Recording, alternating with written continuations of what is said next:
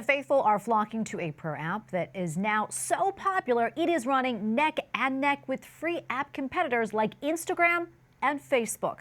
The Catholic app Hallow now hovers around the number 4 overall slot on Apple's top free apps list. Hallow offers mental wellness, meditation, and prayer is the first faith-based app to ever make the top 10. And joining us tonight is Alex Jones, CEO and co-founder of Hallow. Alex, great to be with you and congratulations. That's amazing news. Thanks so much. Thanks for having me. It's all the big man upstairs, but it's been an incredible ride. That's wonderful. And I know the app has been around for about 5 years or so. What do you think is behind its popularity, and what do you think all the signals?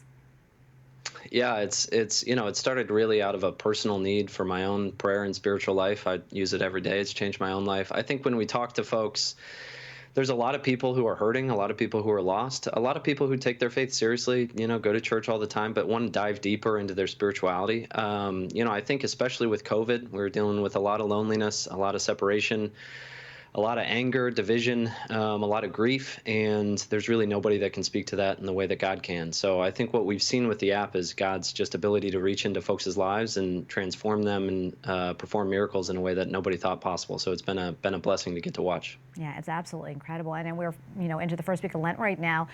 Talk to us about the app's Pray 40 Lenten Prayer Challenge. Yeah, this is certainly the biggest thing we've ever done and the thing I'm most excited about. We're journeying through the book, The Imitation of Christ, which I've read now 3 times, and it's a life-changing book. It's incredible.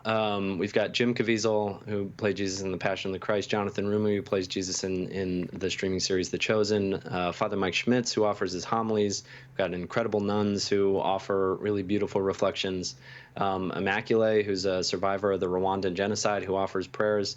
And then Mark Wahlberg gives kind of these weekly fasting challenges each Friday to fast from something different. So something food-related, something drink-related, social media or news, or something that takes away your time. And we're really excited about it. We're trying to focus every day praying and growing in the 3 pillars of Lent: prayer, fasting, and almsgiving. So I think we've got now, north of 600,000 folks or so all praying together across 150 countries. So it's just incredible. All the glory to God. Absolutely. Praise be to God. What do you think having those big names really lends to the app? Yeah, I think there's a couple things. I think the first thing is you encounter these scriptures or these books or these sayings so often that it's tough to let them sink in a new way. And hearing it from someone who you might, have seen play Jesus in a movie or a show or something, is one way, I think, and they do an incredible job, but is a way to bring these scriptures and these passages alive in a way that, maybe you've been praying with the same passage for years and years, but hearing it in this new way performed and with all this emotion is just really incredible and really beautiful. And then I also think, when you think about Mark, he does an incredible job. His content is, he does a great job. He wakes up at 3:30 a.m. every day, and so is a great person to kind of push us in discipline and fasting.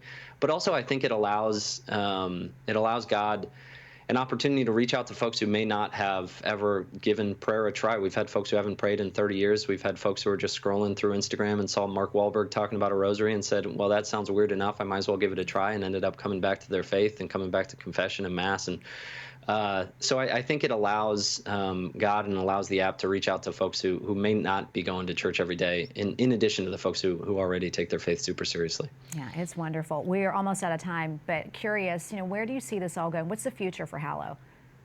Yeah, for us, it's already way beyond what we thought it would be. For us, it's just God has given us an incredible gift, and we want to share it with folks, which is the church's spirituality.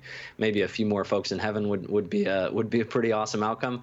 But like I said, there's so many stories of people who reach out to us whose lives have been changed, who are praying every day already, or who had fallen away from their faith and just encounter God in a totally new way. And so being able to journey alongside God with 1 or 2 more of those encounters would be an incredible blessing. Well, Alex, thank you so much for taking the time, and God bless you, and good luck with Hallow. Thanks so much for having me. God bless.